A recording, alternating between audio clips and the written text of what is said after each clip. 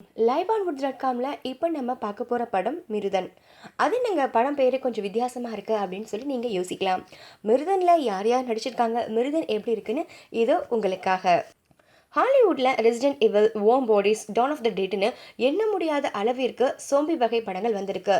Hello நிறுத்துங்க, சோம்பினா என்ன அப்படின்னு கேட்குறீங்களா? சோம்பி அப்படிங்கிறது வேறு ஒன்றுமே இல்லைங்க. ஊரில் எங்காவது ஒரு வைரஸ் பரவிட்டுருக்கும். அந்த வைரஸ் யாரோடையாவது உடல்லையாவது தாக்கும். அதனால வர விளைவுகள் என்ன அப்படின்னா, அவர் மிருக குணம் அனைவரையும் கடுத்து கொண்டுடுவார். இதுதான் சோம்பி கான்செப்ட். இதை பாலிவுட்டில் கூட சையப் அலி கான் நடிப்பில் கோ கோவா கோன் என்ற ஒரு படம் வெளிவந்தது. தமிழில் முதன் முறையாக நாய்கள் ஜாகிரதை இயக்குனர் சக்தி சவுந்தரராஜன் இயக்கத்தில் வெளிவந்திருக்கிற படம் தான், தமிழில் வெளிவந்திருக்கும் படம் தான் மிருதன். இந்த படத்துடைய கதை எப்படி இருக்கு அப்படிங்கிற கதைக்களம் இதோ உங்களுக்காக. ஊட்டியில் ஒரு கெமிக்கல் தொழிற்சாலையில் சில கெமிக்கல்களை ஊழியர்கள் தெரியாமல் தவற விடுறாங்க. இது தேங்கி இருக்கும் ஒரு நிலத்தடி நீரில் கலக்க அதை ஒரு நாய் குடிக்குது. இதை தொடர்ந்து அந்த நாய் சோம்பியாக மாற பின் ஊர் முழுவதும் அந்த வைரஸ் பரவுது. இதே ஊட்டியில் அண்ணன் தங்கையாக, அதாவது ஜெயம் ரவி அனிகா சந்தோஷமாக வாழ்ந்துட்டு வராங்க.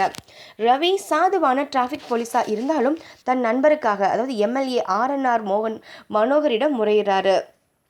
இதை தொடர்ந்து அனிகா திடீரென்று ஒரு நாள் தொலைந்து போக பதறி வெளியே வரும் ஜெயம் ரவியை சோம்பிகள் துரத்தது.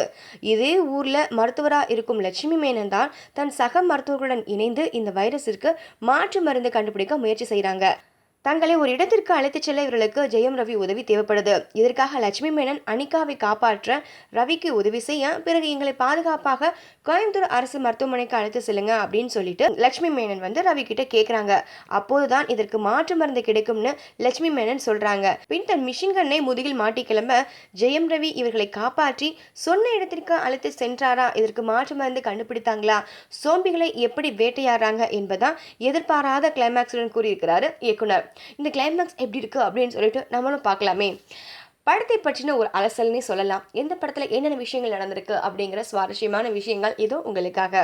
ரோமியோ ஜூலியட், தனி ஒருவன், பூலோகம்னு தொடர் வெற்றிகளை தொடர்ந்து மீண்டும் அதே வேகத்தில் இந்த ஆண்டும் வெற்றி கணக்கை தொடங்கிவிட வேணும்னு ரவி களத்தில் இறங்கியிருக்கிற படம் தான் மிருதன். படத்தில் அன்புள்ள அண்ணனாக மனதை ஈர்க்கிறாருன்னே சொல்லலாம். அதே நேரத்தில் சோம்பிகளை வேட்டையாட துப்பாக்கியை தூக்கி வேட்டைக்கு கிளம்பும் இடத்திலும் சபாஸ் பெறுகிறார் நமது ரவி. ஆனால் எப்படி இவருக்கு இத்தனை புல்லட் கிடைத்தது என்பது லாஜிக் மீறல்னே சொல்லலாம். இன்னும் கொஞ்சம் சுட்டால் ஸ்கிரீனை தாண்டி இரண்டும் புல்லட் நம்ம மீது பாய்ந்திருக்கும் போல, அந்த அளவுக்கு புல்லட் அவர் கைவசம்.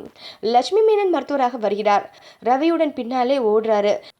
2 டூயட்க்கு உதவுகிறாரே தவிர பெரிதாக நடிக்கும் கதாபாத்திரம் இல்லைன்னே சொல்லணும். உண்மையே சொல்லணும்னா ரவி லட்சுமி மேனன் கெமிஸ்ட்ரியை விட ரவி காளி வெங்கட் கெமிஸ்ட்ரி நன்றாக ஒர்க் அவுட் ஆகிருக்குன்னே சொல்லலாம். எப்போதும் போல தன் கவுண்டர் வசனங்களால காளி கலக்கிறாரு.